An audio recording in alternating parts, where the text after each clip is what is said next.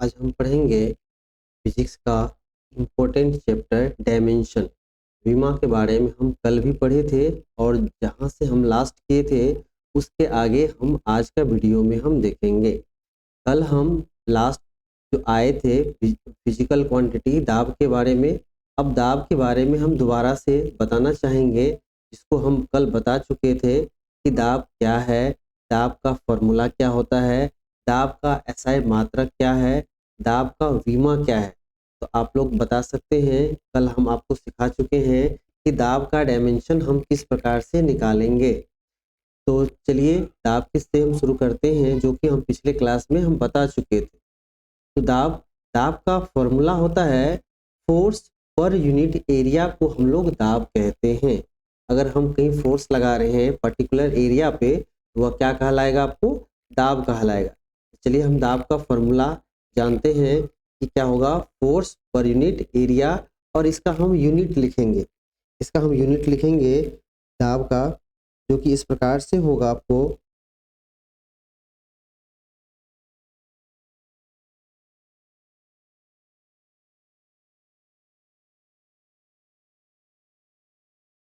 जैसा कि आप देख सकते हैं कि दाब का यूनिट हो ही जाएगा आपको, फोर्स का होता है न्यूटन और क्षेत्रफल का हो जाता है मीटर स्क्वायर।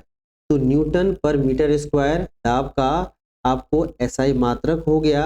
और दाब एक अदिश राशि है, इसका हम लोग बीमा लिखते हैं। तो बीमा हम किस प्रकार निकालेंगे, पहले हम बल का बीमा निकालेंगे और क्षेत्रफल के बीमा से डिवाइड करेंगे।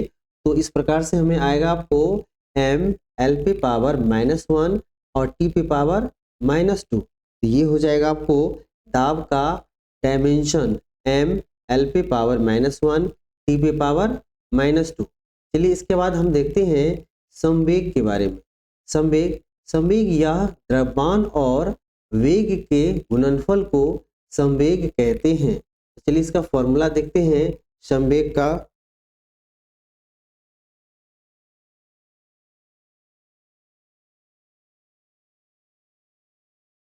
जैसा कि आप देख सकते हैं, संवेग एक सदिश राशि है और इसका ऐसा यूनिट लिखा गया है केजी मीटर पर सेकेंड।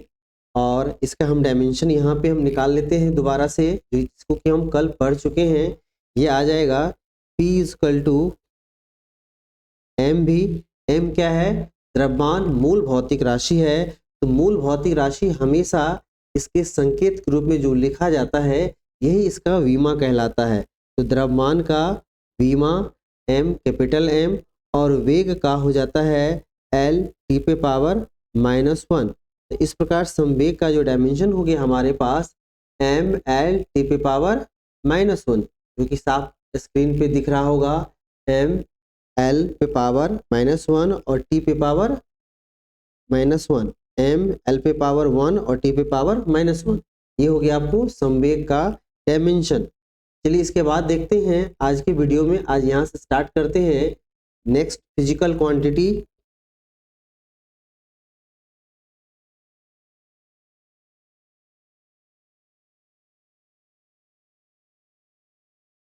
अब हमारे पास अगला भौतिक राशि है आपको ऊर्जा। और ऊर्जा और कार्य का जो हम लिखे हैं, दोनों क्या हो गया आपको समान भौतिक राशि को हम इस प्रकार से लिखेंगे। कार्य बराबर होता है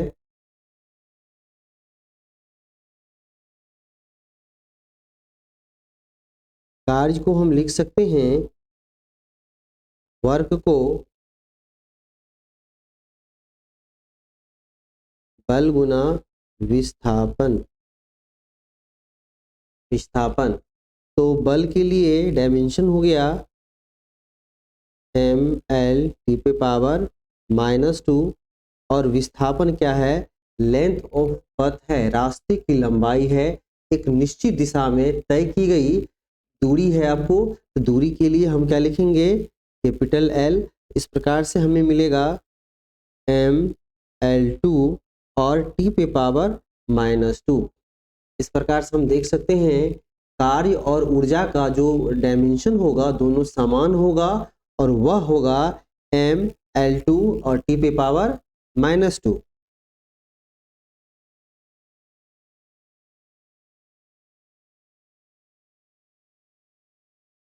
चलिए इसके बाद हमारे पास नेक्स्ट फिजिकल क्वांटिटी है शक्ति, पावर। इसके बारे में हम जानेंगे शक्ति क्या होगा। शक्ति को हम इस प्रकार से डिफाइन करेंगे, work done per unit time, यानी कि कार्य बटे समय को हम लोग क्या बोलेंगे, शक्ति बोलेंगे। चलिए इसका देखते हैं एसआई यूनिट क्या होता है। इसका एसआई यूनिट हो जाएगा आपको जूल पर सेकेंड या वाट। कैसे होगा इसको दोबारा से देखते हैं। कार्य का एसआई मात्रक जूल होता है और समय का सेकेंड होता है। इस प्रकार लिख सकते हैं जूल पर सेकेंड, ये हो गया शक्ति का मात्रक। ये ज़्यादातर आपको वाट के नाम से किताबों में मिलता है। तो शक्ति का एसआई मात्रक जो कि अन्य रूप में हम जानते हैं जिसे, वो क्या कहलाता है, आपको वाट कहलाता है। या तो हम शक्ति का एसआई मात्रक हम बोल सकते हैं जूल पर सेकेंड, या हम बोलेंगे वाट। अब इसका हम डायमेंशन को किस प्रकार से हम लिखेंगे, इसके डायमेंशन के बारे में चलिए देखते हैं।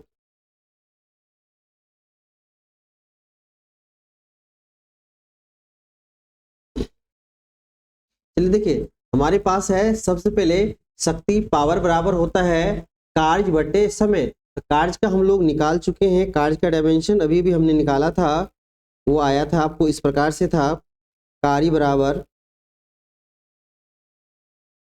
आया था ml2 और t पे पावर -2।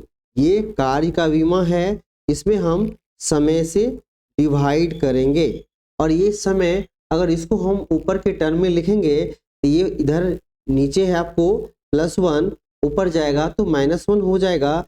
और क्योंकि समय समान भौतिक राशि है तो दोनों समान भौतिक राशि को एक साथ हम पावर को एडजस्ट करके हम लिखेंगे।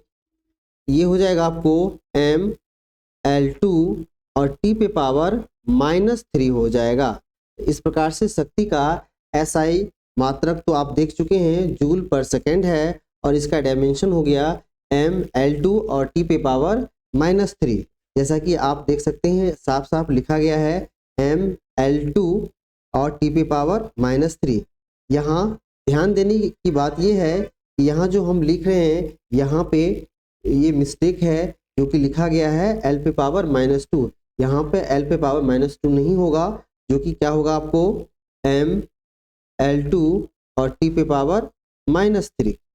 ये हो गया, यही होगा आपको शक्ति का एसआई मात्रक। ध्यान दीजिएगा, हम दोबारा बता रहे हैं आपको, शक्ति का बीमा क्या हो जाएगा आपको ml2 और t पे पावर -3 हो जाएगा, क्योंकि कार्य का जो डायमेंशन है ml2 t पे पावर -2 और इसमें जब हम समय से भागा देंगे सब कुछ तो समान रहेगा, सिर्फ परिवर्तन समय में होगा। समय पे पावर -2 है और ये नीचे टाइम है और ये टाइम ऊपर जाएगा तो इस पे पावर हो जाएगा -3। तो हम बोल सकते हैं शक्ति का विमा जो हो जाएगा ml2 और t पे पावर -3। चलिए आगे बढ़ते हैं, जानते हैं शक्ति क्या है। एक अदिश राशि है, इट इज स्केलर क्वांटिटी। चलिए आगे देखते हैं। अब हमारे पास अन्य भौतिक राशि के रूप में है आवेग, इम्पल्स। चलिए इसके बारे में हम जानते हैं कि इम्पल्स क्या होता है।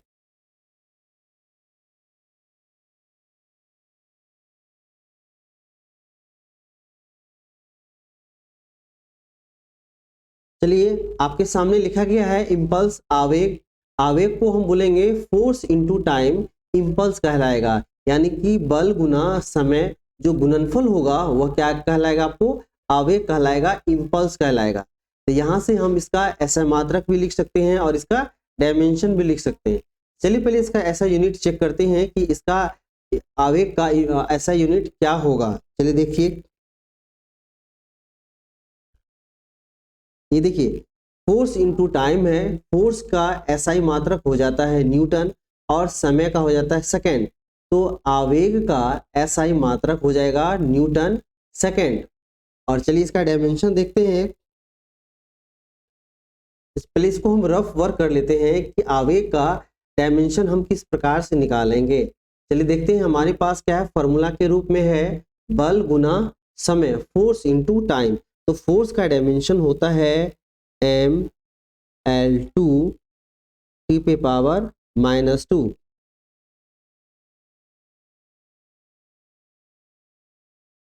देखिए यहाँ इसको हटाते हैं, दोबारा से लिखते हैं ml t पे पावर -2। यह हो गया आपको फोर्स का डायमेंशन ml t पे पावर -2। इसमें हम क्या करेंगे, समय से गुना करेंगे। तो यहाँ पहले से ऑलरेडी समय क्या है आपको नेगेटिव है और ये समय क्या है आपको पॉजिटिव है। दो नेगेटिव -2 और +1 फाइनली हमारे पास क्या आएगा -1। तो हम बोल सकते हैं ml t पे पावर -1, क्योंकि हम दोबारा हम दिखा सकते हैं, हमारे पास आ रहा है ml पे पावर 1 और t पे पावर -1, जो कि यहाँ पे हम रफ वर्क लिखे हैं ml पे पावर 1 और t पे पावर -1। चलिए आगे बढ़ते हैं अन्य भौतिक राशि के रूप में।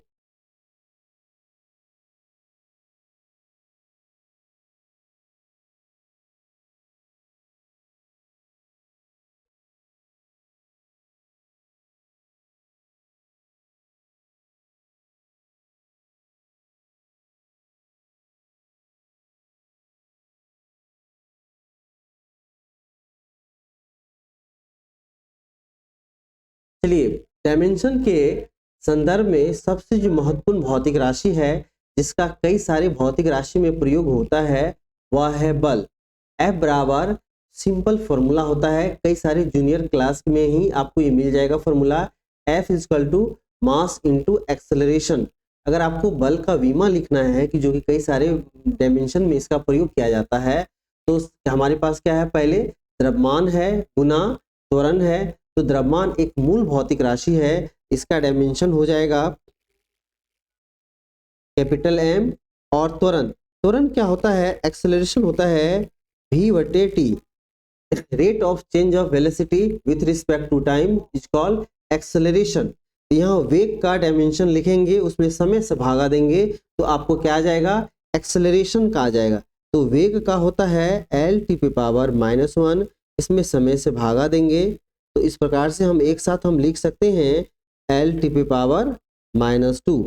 तो यहाँ पर हम लिख रहे हैं बल का डायमेंशन, तो m हो गया मूल भौतिक राशि, और यहाँ से एक्सेलरेशन हम रखेंगे lt पे पावर -2। तो इस प्रकार से हम लिख सकते हैं बल का विमा क्या हो गया आपको ml t पे पावर -2।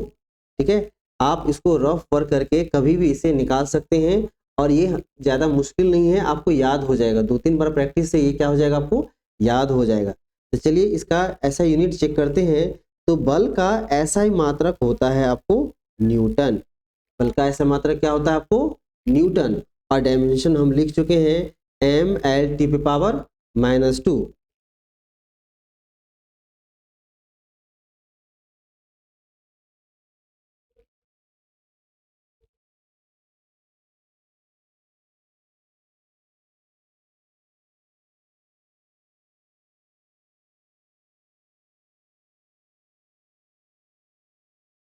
एक तो ऐसा मात्रक लिखा गया है न्यूटन, जो कि बहुत ही कॉमन है, और एक दूसरा ऐसा मात्रक लिखा गया है वह है आपको केजी मीटर पर सेकेंड स्क्वायर। यह किस प्रकार से आएगा इसके बारे में हम जानते हैं।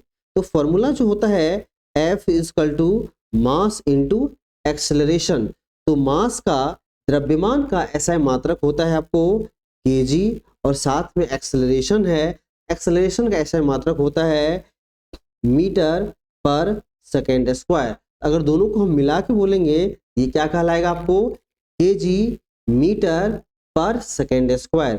बीच में हम क्या करते हैं डैश देते हैं, दो भौतिक राशि के यूनिट के बीच में हम क्या करते हैं डैश लगाते हैं। इस प्रकार बोल सकते हैं केजी मीटर पर सेकेंड स्क्वायर, जो कि सामने में दिख रहा होगा केजी मीटर बटे सेकेंड का स्क्वायर। बल एक सदिश राशि है, आप ये भी याद रख सकते हैं। बल कैसी राशि है, सदिश राशि है, क्योंकि बल के पास दिशा और परिमाण दोनों होता है, इसलिए क्या कहलाएगा बल एक सदिश राशि कहलाएगा।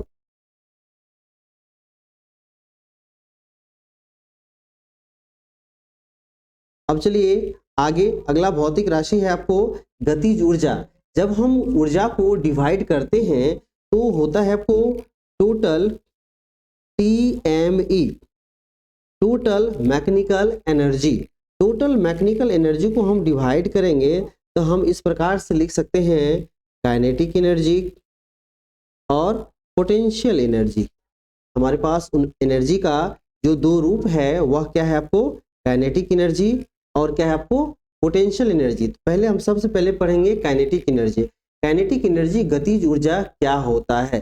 तो जब कोई वस्तु गतिशील होता है तो गति के कारण उस वस्तु के पास जो एनर्जी का कंजर्वेशन होता है, जो ऊर्जा का संचय होता है, वह ऊर्जा क्या कहलाएगा आपको, गतिज ऊर्जा।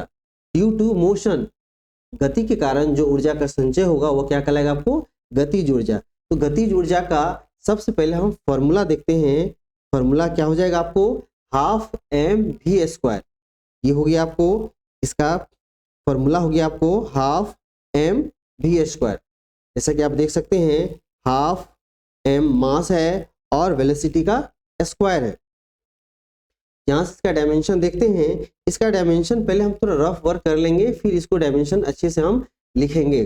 चलिए देखते हैं इसको रफ वर्क करके किस प्रकार से हम लिखेंगे। तो संख्या का कोई डायमेंशन नहीं होता है, किसी भी नंबर का डायमेंशन नहीं होता है। तो ये 1/2 है, एक नंबर है, इसका डायमेंशन हम नहीं लिखेंगे। तो हमारे पास जो भौतिक राशि है, भौतिक राशि में है आपको द्रव्यमान और वेग का स्क्वायर। तो वेग का डायमेंशन होता है L⁻⁻1। इसका हमें क्या करना है, स्क्वायर करना है। पहले हम लिख लेंगे mL2 और T⁻⁻2 हो गया है। स्क्वायर करने के पश्चात अब हम क्या करते हैं, द्रव्यमान को मूल भौतिक राशि के टर्म में लिखेंगे, संकेत के रूप में। यह क्या लिखाएगा आपको, कैपिटल M। तो इस प्रकार से डायमेंशन हो जाएगा mL2 और T⁻⁻2। सामने देख सकते हैं आप, लिखा गया है mL2 और T⁻⁻2 है। ये क्या कहलाएगा आपको, ये कहलाएगा गतिज ऊर्जा का डायमेंशन। जिस प्रकार से कार्य का डायमेंशन आया था, ऊर्जा का डायमेंशन आया था, इसी प्रकार से गतिज ऊर्जा का भी डायमेंशन समान होगा, कोई परिवर्तन नहीं हो रहा है। आपके सामने में लिखा गया है mL2 और T⁻⁻2। चलिए इसको देखते हैं। सामने दिख रहा होगा आपको mL2 और T⁻⁻2।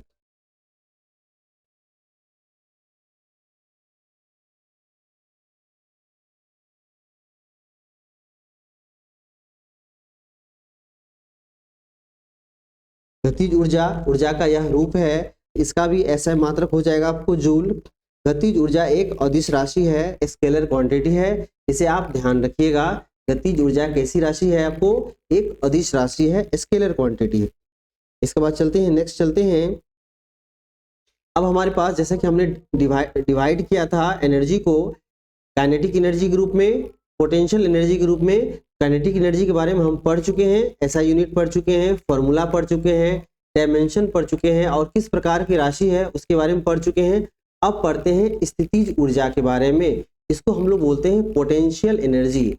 पोटेंशियल एनर्जी को हम लोग इस प्रकार डिफाइन करेंगे, किसी वस्तु की स्थिति में परिवर्तन के कारण जो ऊर्जा का संचय होता है वह क्या कहलाएगा, आपको पोटेंशियल एनर्जी कहलाएगा।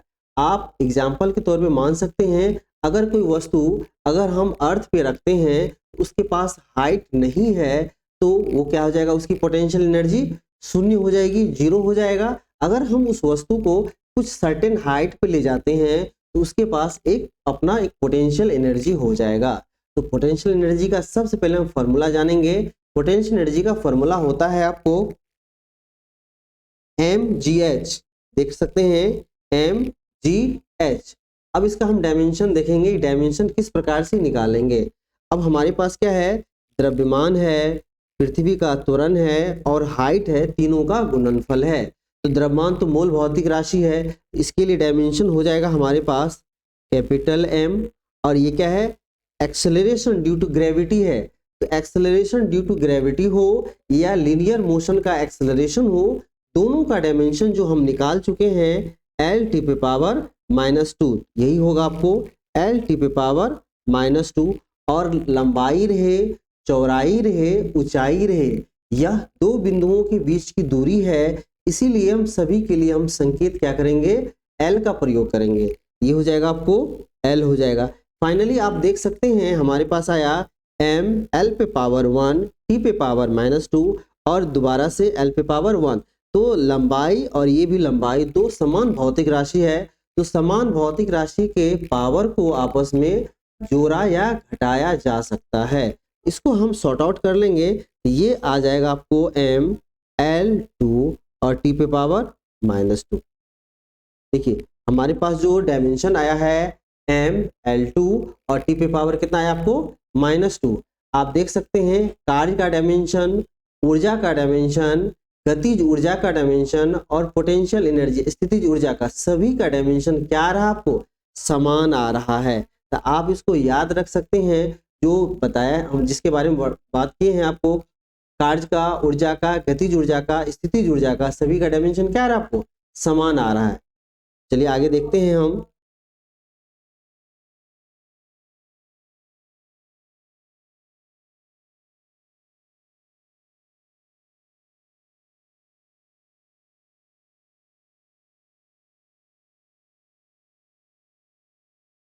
सामने लिखा गया है आपको स्थितिज ऊर्जा का जो डायमेंशन है एम एल 2 और टी पे पावर -2, जिसको कि हम रफ वर्क करके आपको दिखा चुके हैं।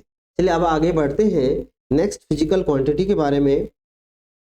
इसका यूनिट चेक कर लेते हैं। जिस प्रकार से गतिज ऊर्जा का ऐसा यूनिट हुआ था जूल, स्थितिज ऊर्जा का भी ऐसा ही मात्रक क्या हो जाएगा आपको, जूल हो जाएगा।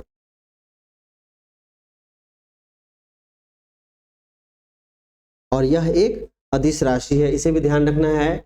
स्थितिज ऊर्जा क्या हो जाएगी आपको, एक अदिश राशि है। अब हमारे पास एक नया टर्म है पृष्ठ तनाव, सरफेस टेंशन। सरफेस टेंशन क्या होगा, आप किसी पर्टिकुलर लेंथ पे जब आप फोर्स लगाते हैं, यानी कि फोर्स पर यूनिट लेंथ जो होगा वह क्या कहलाएगा आपको, सरफेस टेंशन कहलाएगा। अगर दो स्ट्रिंग है, इसके बीच में अगर आप फोर्स लगा रहे हैं, ठीक है, पर यूनिट लेंथ में, तो इसमें क्या होगा, एक तनाव उत्पन्न होगा। ठीक है, उस तनाव को हम लोग क्या बोलेंगे, पृष्ठ तनाव, सरफेस टेंशन। इसका फॉर्मूला देख लेते हैं। सरफेस टेंशन का क्या होता है आपको, सरफेस टेंशन होता है फोर्स पर यूनिट लेंथ। ये क्या कहलाएगा आपको, सरफेस टेंशन कहलाएगा। इसका हम ऐसा मात्रक इस प्रकार से निकाल सकते हैं, फोर्स के लिए हो जाएगा आपको न्यूटन और लेंथ के लिए हो जाएगा मीटर। हम बोलेंगे इस सरफेस टेंशन का एसआई मात्रक न्यूटन पर मीटर, जो कि इस प्रकार हो जाएगा आपको न्यूटन पर मीटर। अब इसका डायमेंशन हम देखते हैं। हमारे पास क्या है, फोर्स है।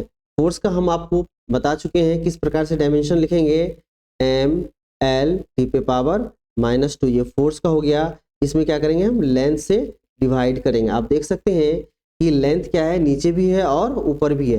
क्या करेंगे, हम इसको शिफ्ट करेंगे, एम एल पे पावर 1 और नीचे से जो लंबाई ऊपर लिखेंगे ये क्या हो जाएगा -1 और टी पे पावर क्या है आपको -2। तो आप देख सकते हैं समान भौतिक राशि पर अपोजिट नेचर का पावर है, एक पे +1 है, दूसरे पे क्या है -1। तो फाइनली हो जाएगा आपको एम एल पे पावर 0 और टी पे पावर -2। आप अगर इसको ऐसा नहीं लिखना चाहते हैं, आप लिख सकते हैं एम टी पे पावर -2। या तो सरफेस टेंशन का डायमेंशन आप लिखिएगा एम टी पे पावर -2, या आप लिखिएगा एम एल पे पावर 0 और टी पे पावर -2।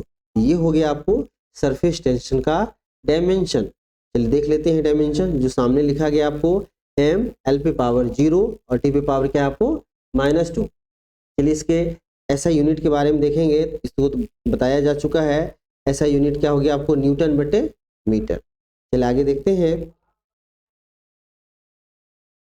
यह क्या है, सरफेस टेंशन एक अदिश राशि है, स्केलर क्वांटिटी है। प्रत्येक भौतिक राशि को हम लास्ट में बता रहे हैं, इसको ध्यान रखिएगा कि आप बिल्कुल वीडियो को रोक के आप लिख सकते हैं, फेयर कर सकते हैं, जिससे कि एग्जामिनेशन हॉल में कोई भी क्वेश्चन आपसे छूटे नहीं। तो चलिए बीमा इसका हम देख चुके हैं, सरफेस टेंशन का हो चुका है। अब हमारे पास नेक्स्ट फिजिकल क्वांटिटी है आवृत्ति। चलिए देखते हैं आवृत्ति को हम किस प्रकार से हम लिखेंगे।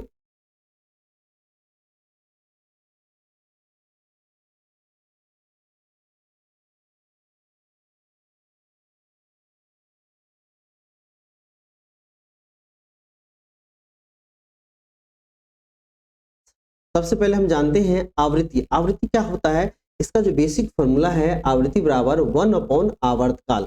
आवर्तकाल क्या है? एक टाइम समय अवधि है, तो आवृत्ति बराबर 1 आवर्तकाल।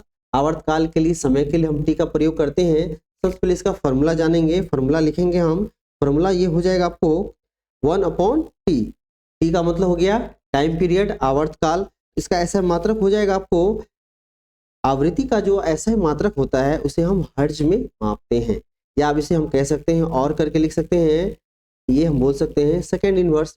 टाइम का ऐसा मात्रक सेकंड होता है तो सेकंड इनवर्स हम लिख सकते हैं, लेकिन जनरली क्या लिखा जाता है, आवृत्ति का ऐसा मात्रक क्या बोलते हैं हम? हर्ट्ज बोलते हैं और सेकंड इनवर्स बोल सकते हैं। इसके बाद इसका हम डायमेंशन देखेंगे, क्या हो जाएगा इसका डायमेंशन। देखिए, समय के लिए हम लोग संकेत में क्या लिखते हैं? 1/T, ठीक है, और ये कैपिटल टी ऊपर जाएगा, हो जाएगा m0 l0 और t पे पावर -1। आप लिख सकते हैं आवृत्ति का डायमेंशन m0 l भी 0 होगा और t पे क्या होगा? t इनवर्स होगा, या आप इसको बोल सकते हैं, सिंपल बोल सकते हैं, t इनवर्स। चलिए यही हम आगे भी देखेंगे। सामने लिखा गया है आपको आवृत्ति का, यहाँ पे लिखा गया आपको डायमेंशन, जहाँ के देख सकते हैं आप, m क्या है आपको 0 है, l क्या है आपको 0 है और t पे पावर कितना है आपको -1। चलिए आज की वीडियो में हम यहीं रुकते हैं और फिर अगले क्लास में हम यहाँ से नेक्स्ट जो फिजिकल क्वांटिटी है और वह वीडियो जो होगा डायमेंशन का अंतिम वीडियो होगा, उसमें हम पूरे डायमेंशन को हम एक्सप्लेन करने वाले हैं। आप बने रहिए हमारे चैनल पे और देखते रहिए फिजिक्स का पहला चैप्टर किस प्रकार से हम एक्सप्लेन करते हैं।